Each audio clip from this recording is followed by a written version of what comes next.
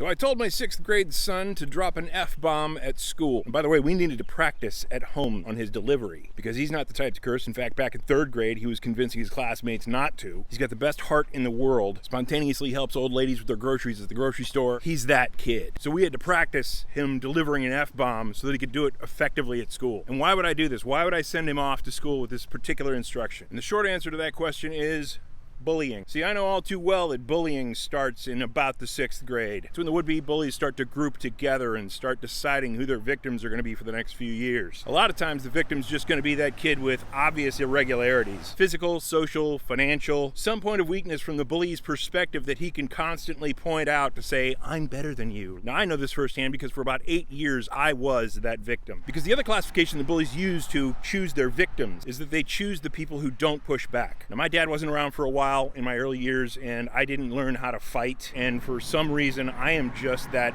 peaceful kid until you push me just a little too far. And my threshold for putting up with the bullshit of the world is pretty darn high. But the problem is when I was in 6th grade it was pretty darn high, plus there was the fear of me pushing back against a group of folks, and so I didn't want my son to fall into that pattern at all. And I know my son is one of those loving creatures who just won't want to push back, and that's going to make him their intended victim, and that's going to make him sad, and that's going to sap his power. So we discussed how to deal with this hourly victimization that my son was experiencing in every class that he was having with these kids. Now in 6th grade it starts light with just verbal abuse, and even though he's one of the smartest kids in the class, every hour that they saw him, you're so stupid, you're such a dork, you're so annoying. And so in order to nip that shit in the bud before it gets out of control and years later we're dealing with it, I didn't tell him to go to the teacher and be that little narc that's going to get more retribution. I told him this. I said, the next word out of their mouth that is offensive to you, say this. I want you to look that kid straight in the eye, and I want you to hold that stare, and I want you to say this: shut the fuck up, David. And the main bully's name really isn't David, but we're going to use it here. And at first he was like, whoa. And then he comes up with all the excuses of the stuff that David's going to say to make his shut up meaningless. At which point we went through the singular comeback that he needed to deal with anything that David would say after. Shut the fuck up, David. Blah, blah, blah, blah, blah. You're not big enough to talk to me like that. And then hold that stare and communicate your resolve. And I knew that little pushback was all that David would need to say to himself, yeah, Declan's not going to be that victim. And sure enough, it worked. That day he told David to shut the fuck up and that he wasn't big enough to talk to my son like that. And David has since started being cool to my son. And my son will now have that open door to be a positive influence in David's life and reduce the amount of bullying he exhibits. Just like he got everybody in 3rd grade to not cuss. Because there's a big difference between being a peacenik pansy to a peaceful fucking warrior that'll kick your ass if you get out of line. Somebody once said, I'd rather be a warrior in a garden than a gardener in a war. You can be peaceful without being weak. And in this world, you'd be amazed at how many people want to try to victimize you. And you'd be even more amazed at how easily they'll give up that victimization if you push back on them just a little bit. So maybe quit taking so much shit and go push back a little bit, huh?